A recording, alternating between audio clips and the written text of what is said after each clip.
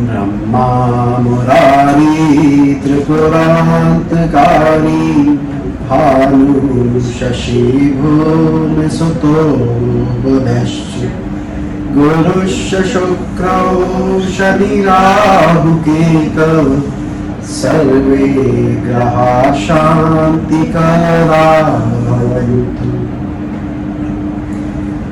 नमस्कार, मैं हेना प्रसून बहुत बहुत स्वागत करती हूँ आप सबों का अपने चैनल हेना प्रसून एस्ट्रोलॉजी में। ज्योतिष के इस नए कार्यक्रम में आप सबों का स्वागत है और आज मेरा सौभाग्य है कि मेरे चैनल पे उपस्थित हैं श्री नितिन कश्यप सर और ज्योतिष संबंधी सभी दुविधाओं और पहेलियों पर प्रकाश डालने के लिए आज उन्होंने अपने बिजी शेड्यूल से समय निकाला। आइए बिना समय गंवाए मैं चर्चा शुरू करती हूँ। चर्चा शुरू करूँ इसके पहले मैं अपने सभी प्रिय दर्शकों से आग्रह करूंगी, ऐसे दर्शक जो मेरे चैनल को रेगुलरली देखते हैं पर जिन्होंने अभी सब्सक्राइब नहीं किया चैनल को, वो please consider subscribing to my channel. बातचीत शुरू करती हूँ अपने पहले प्रश्न से। स्वागत है सर आपका मेरे चैनल में। तो कहा जाता है कि सूर्य और चंद्रमा को जो लुमिनरीज है उनको अष्टम का दोष नहीं लगता, तो ये अष्टम का दोष क्या होता है और अगर सूर्य और चंद्रमा हमारे लग्नेश हैं और अष्टम भाव में हैं तो इसको कैसे प्रेडिक्ट करते हैं, फलित कैसे करते हैं? आपने कहा सूर्य और चंद्रमा को अष्टम का दोष नहीं लगता। इस लाइन को अगर हम बेहतर तरीके से समझें तो कहा ही गया है कि सूर्य चंद्रमा को अष्टम ईश, जैसा कि अभी आपने कहा सूर्य विदाउट डाउट सूर्य चंद्रमा को अष्टम भाव संबंधित दोष नहीं लगता। इसका अर्थ ये है कि अष्टम का जब जो भी प्लैनेट स्वामी बनता है, जो भी ग्रह उसका अधिपति बनता है, हम ये मान के चलते हैं कि वो कुंडली में अकारक हो गया और शुभ फल नहीं देगा, क्योंकि अष्टम भाव को 6-8-12 में सबसे बुरा भाव मानते हैं। अब अगर सूर्य चंद्रमा जैसे मकर लगन में सूर्य अष्टम अधिपति बनता है या धनु लगन में अष्टम अधिपति बनता है चंद्रमा, तो हम ये कहते हैं उसके बावजूद भी ये अगर अच्छे बैठे हो पत्रिका में, स्ट्रॉन्ग हो, तो वो डिजायरेबल है, इच्छित है। मैं अगर इसको ऐसे समझाऊं कि सामान्य परिस्थिति में अष्टम अधिपति को केवल मध्यम बली होना चाहिए। अगर वो ज्यादा बली है तो पत्रिका के लिए अच्छा नहीं माना गया। इसके लिए एक फलदीपिका का श्लोक है जिसमें असुर योग का वर्णन है। आसुर योग का अर्थ होता है जब अष्टम अधिपति कुंडली के शुभ भाव में स्वराशि या केंद्र में स्वराशि या उच्च का होकर अस्त ना हो तो कुंडली में ये आसुर योग बनता है, जो व्यक्ति को दुराग्रही मतलब जिद्दी बना देता है और भी स्वार्थी और कई ऐसे शब्दों का प्रयोग हुआ है। लेकिन सूर्य चंद्रमा क्योंकि ये दोनों लग्न के समान माने गए हैं, इम्पोर्टेंस है, तो ये कहा गया अगर ये अष्टम अधिपति हो तो बली अच्छे है। बाकियों में असुर योग बनेगा, इनमें नहीं बनेगा। जहां तक लग्नेशों के अष्टम बैठने की बात है, अष्टम भाव में बैठना किसी भी ग्रह का सामान्यता शुभ नहीं माना जाता। आपने बिल्कुल सही कहा, चाहे वो किसी भी भाव का अधिपति हो, अष्टम भाव खाली रहे तो ज्यादा अच्छा माना जाता है। और इसमें मैं ऐड ऑन करूंगा क्योंकि ये सवाल बहुत अच्छा है और लंबा हो सकता है। अष्टम भाव में जिस भाव का स्वामी बैठता है वो भाव कमजोर हो जाता है, ये एक नियम है। दूसरा नियम ये कहता है कि शुक्र या बुध अगर अष्टम में हो तो वो नुकसान नहीं करते हैं। मतलब भावाधिपत्य का नुकसान होगा, लेकिन अगर वीनस मरकरी बैठे हैं तो जो उनके अपने नैसर्गिक गुण है वो इंटैक्ट रहेंगे। तो आपके सवाल का उत्तर ये है कि सूर्य चंद्रमा को अष्टमेश होने का दोष इसलिए नहीं लगता क्योंकि अगर वो कमजोर हो गए तो कुंडली कमजोर हो जाएगी। ये कहा। और सर ये भी है नियम की लग्नेश जहाँ जिस भाव में बैठते उस भाव को बली करते हैं। बिल्कुल। तो अगर ये अष्टम भाव में आ गए लग्नेश होके तो कि अष्टम भाव को बली करेंगे या खुद कमजोर हो जाएंगे? नहीं, बिल्कुल बली करेंगे। नियम जो आपने कहा है, लग्नाधिपति जिस भाव में विराजित हो व्यक्ति उस भाव को बढ़ाने का प्रयास करता है। अब जैसा आपने एग्जाम्पल 2 लग्नों का दिया, सूर्य और चंद्रमा के जब लग्नों में अगर लग्नेश अष्टम में चला जाए तो इसको हम मानते आयु के लिए अच्छा है। परिवार की पृष्ठभूमि जो पीछे से आ रही है वो भी अच्छी रहेगी। तो इन 2 मामलों के लिए तो अच्छा है। बहुत अच्छा सर, आशा करती हूँ दर्शकों के शंका का समाधान हुआ होगा। एक और बात थी सर, जैसे अनएस्पेक्टेड प्लैनेट्स वेस्टर्न एस्ट्रोलॉजी में बोलते हैं, अगर ऐसे प्लैनेट्स जिन पर किसी दूसरे ग्रह की युति या दृष्टि ना हो तो वो अच्छा नहीं माना जाता है। केंद्रुम जैसे हम लोग चंद्रमा का मानते हैं कि अगर 2-12 में कोई ना हो और किसी की दृष्टि ना पड़ रही हो तो चंद्रमा जैसे एफ्लिक्टेड होते हैं, किसी की दृष्टि ना होने पे। तो क्या ये सब चंद्रमा के साथ बात है या सभी ग्रहों पे लागू होती है कि अगर कोई अनएस्पेक्टेड है प्लैनेट तो? देखिए, आपने कहा अगर पत्रिका में कोई ऐसा ग्रह है इस पर किसी भी दूसरे ग्रह की दृष्टि नहीं आ रही है तो जैसे चंद्रमा में वो केमद्रुम योग बनता है, क्या बाकी ग्रहों में भी बनता है? तो बड़ा इंटरेस्टिंग फैक्ट इससे जुड़ा क्या है कि चंद्रमा को, बृहस्पति को और सूर्य को साथ पसंद है। अच्छा। जैसे अगर राजा, सूर्य को हम राजा की उपाधि देते हैं। जी।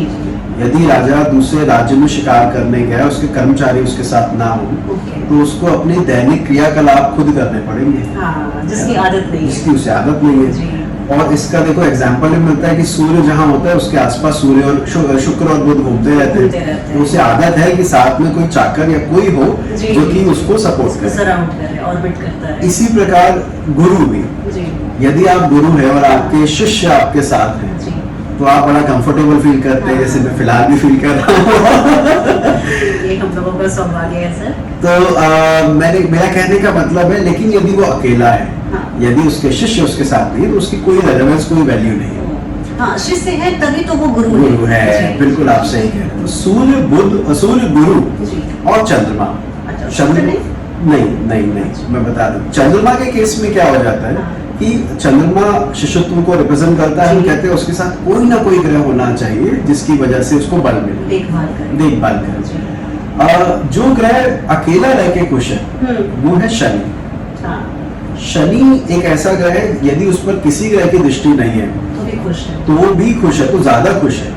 आप सोचिए, अगर आपके घर के नौकर, सभी नौकर ऐसे नहीं होते हैं, अगर आप उनके सारे घर छोड़ जाए कि भैया हम 4 दिन के लिए जा रहे हैं तो वो उससे ज्यादा हमें प्रसन्नता नहीं मिलेगी कि भैया हमें पूरा टाइम जी, और काम भी ना करना पड़े। बिल्कुल। तो भृत्य है तो इसलिए कहा गया शनि अकेला रहकर खुश है।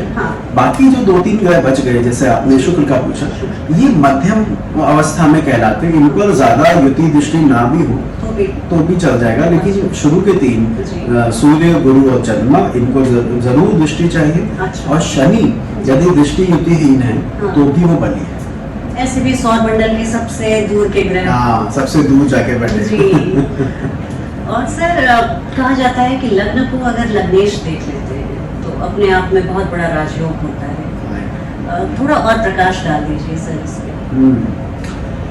देखिए, नो डाउट ऐसा कहा जाता है कि लग्न अधिपति जिस भाव को देखे उस भाव की वृद्धि करता है। उस आधार पर तो ये नियम बिल्कुल सही है कि अगर लग्नेश लगन को देखा राजयोग कारक हो जाएगा।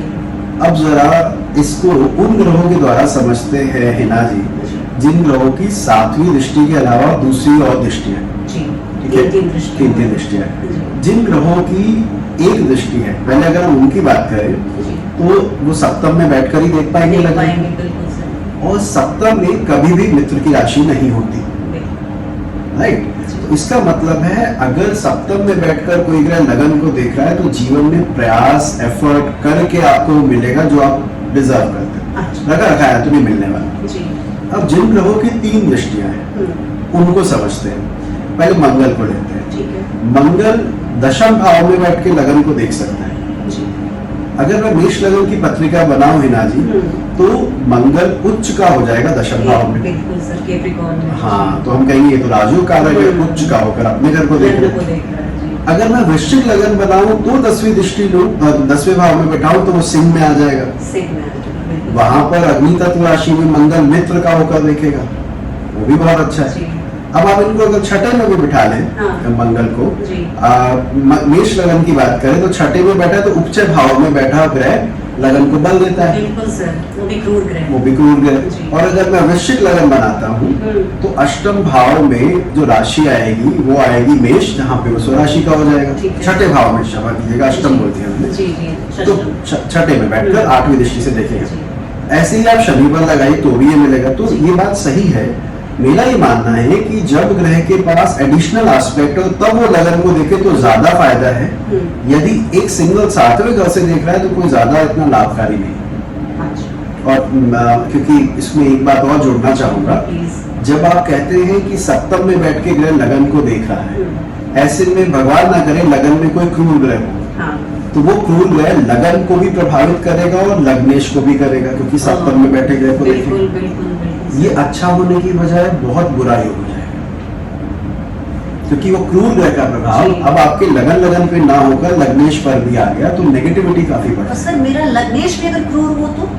हाँ, ये बहुत अच्छा सवाल है। अगर लग्नेश मेरा क्रूर ग्रह है और वो बली है, जी। तब इसका प्रभाव कम हो जाएगा, और अगर वो निर्बल है तो प्रभाव ज्यादा है। अच्छा अच्छा, बहुत अच्छा सर। ये द्वितीय भाव को हम अपनी वाणी का भी भाव मानते हैं, और तो जैसे बहुत लोगों को हम देखते हैं कि मितभाषी होते हैं, कुछ बहुत वाचाल होते हैं, किसी की बोली भाषा में बहुत राजसी प्रभाव रहता है, किसी की आवाज बहुत सुरीली होती है। तो ये किन परिस्थितियों में होता है सर? सब कुछ ये द्वितीय भाव से ही संबंधित है, और सभी अलग अलग इसके जो इफेक्ट्स आते हैं वो कैसे आते हैं? ये इसके बारे में जो मुझे सबसे अच्छी बुक लगती है वो है ज्योतिष तत्व। ज्योतिष तत्व में अलग अलग योग बताए गए हैं, जो आपने बोले, बोला उसके बारे में। एक अभी मुझे एक शब्द याद आ रहा है, एक वो था योग सभामुख योग। सभामुख, हाँ, जो सभा में बिल्कुल चुप रहता है। हाँ, जी, मतलब क्या, काफी लोग इसके साथ रिलेट कर पाएंगे। वो क्या होता है कि जब आप 10 लोगों के बीच में खड़े हो जाते हैं तो आपसे बोला नहीं जाता, आप अटक जाते हैं, आपको डर लगता है, तो सभा में मूक हो गए। तो ये भी एक योग है। हाँ। वैसे मैं पहले आगे बढ़ने से पहले इनकी हिंदी की तारीफ कर दूं, हिना जी की, मितभाषी और वाचाल। मुझे लग रहा है कि काफी लोग समझने की कोशिश करेंगे ये है क्या। तो नो डाउट मैंने बड़े अच्छे से रखा। मितभाषी जो कम बोलते हैं, वाचाल जो ज्यादा बोलते हैं, मृदुभाषी जो मीठा बोलते हैं, और तो ये अलग अलग श्रेणी आती है। देखिए, नो डाउट आपने बिल्कुल सही कहा, दूसरे भाव से इनका विचार होता है। जी। हम ये भी जानते हैं दूसरे भाव से हमारे पैसे का भी विचार होता है, परिवार का भी, फाइनेंस, फूड, फैमिली। एब्सोल्युटली। तो हमें करना क्या चाहिए, दूसरे भाव के साथ साथ बुध जो वाणी का कारक है, इन दोनों पर जो कॉमन इन्फ्लुएंस आए, उसके आधार पर आप बताइए कि ये इस तरह की वाणियां बोलेंगे। उदाहरण के लिए, अगर मेरे दूसरे भाव में कोई तीव्रगामी ग्रह जैसे कि चंद्रमा या शुक्र बैठ जाए, और मेरा बुध भी किसी चर राशि में बैठा हो, 1, 4, 7, 10 में, तो मैं बोलूंगा ये व्यक्ति जल्दी जल्दी बोलने की कोशिश करता है। एक दूसरा, आपने कहा मितभाषी। मितभाषी जहां पर भी कम बोलने वाला आता है वहां शनि की बात होती है।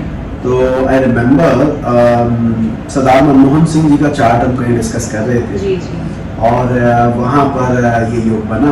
मतलब मुझे याद नहीं था, मैं आपको क्लास में पढ़ाते हुए लगा दिया था, तो और ये नहीं बताता मैं किसका चार्ट है, मैंने लगाया, मैंने बताओ इस व्यक्ति के बारे में। तो एक व्यक्ति ने कहा सर ये बहुत कम बोलते होंगे। अब वो तो फेमस है कि वो हाँ, अच्छा बोलते हैं और कम बोलते हैं। तो मैंने कहा जी ये उनका चार्ट है, पूरी क्लास ने उस स्टूडेंट की वाहवाही करी। कैसी वो स्थिति ये थी कि शनि का प्रभाव वाणी स्थान पर भी था और बुध पर भी था, तो उन्होंने कहा कम बोलना पसंद करें।